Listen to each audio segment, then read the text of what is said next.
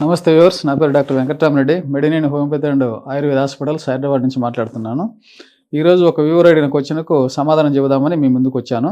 అది ఏంటంటే, హోమియోపతిలో digestive disorder such as gastritis and acid reflex and irritable bowel syndrome IBS అంటే వీటికి ఏమన్నా మన దాంట్లో సొల్యూషన్ ఉందా అని చెప్పి మన భాస్కర్ రావు అనే ఆయన అబౌట్ 45 years ఏజ్ ఆయన అడుగుతున్నాడు.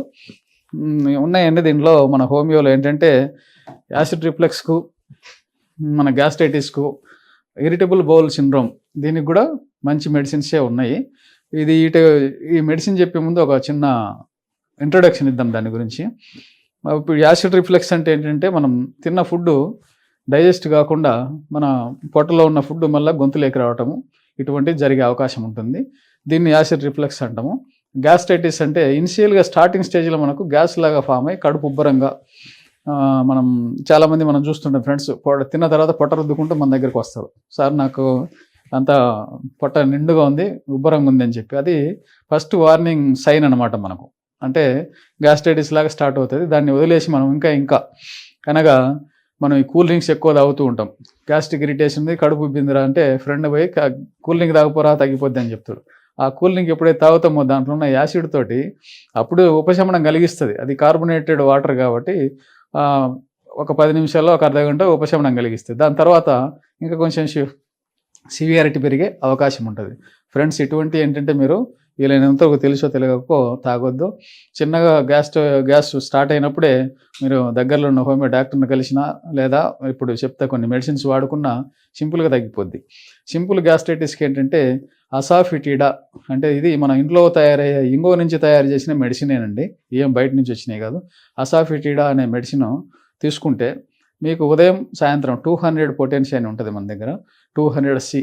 దాంతో నీకు ఉదయం సాయంత్రం వేసుకుంటే 1 వీక్లో నీకు పూర్తిగా ఆ గ్యాస్ అనేది పూర్తి రిలీఫ్ అయిపోతుంది.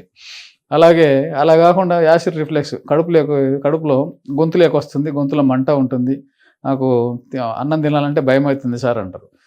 దానికి కూడా ఏంటంటే ఇప్పుడు చెప్పాం కదా, జంక్ ఫుడ్ ఇటువంటివన్నీ తీసుకోకుండా నార్మల్గా మీ ఫుడ్లో కొంచెం మార్పులు చేసుకోండి.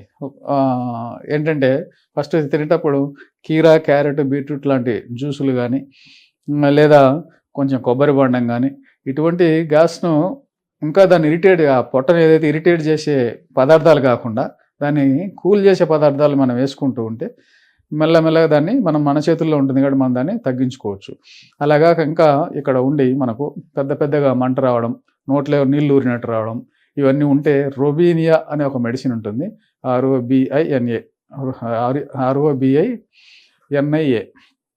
ఈ మెడిసిన్ 200 పొటెన్సీ ఉదయం సాయంత్రం 1 వీక్ to 10 days వేసుకుంటే మీకు పూర్తిగా దాని నుంచి ఉపశమనం కలుగుతుంది. అలాగే మీరు అడిగిన ఇరిటబుల్ బౌల్ సిండ్రోమ్, ఈ ఇరిటబుల్ బౌల్ అంటే ఏమవుతుందంటే ఐబిఎస్. ఇది నూటికి ఒక 20-25 మందికి ఉంటుంది.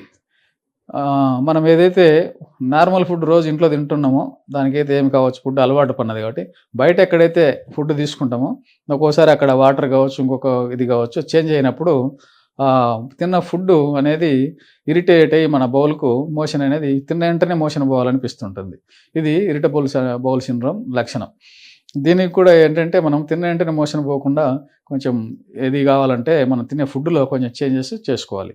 ఈ ఇరిటబుల్ బౌల్ సిండ్రోమ్ అట్లే వదిలిపెడితే అది క్రానిక్ అయినప్పుడు మనకు ఇంటెస్టైన్స్ అనేటి వాపు వచ్చి దానికి ఇంకా అది వేరే డిసీజెస్కు దారితీసే అవకాశం ఉంటుంది.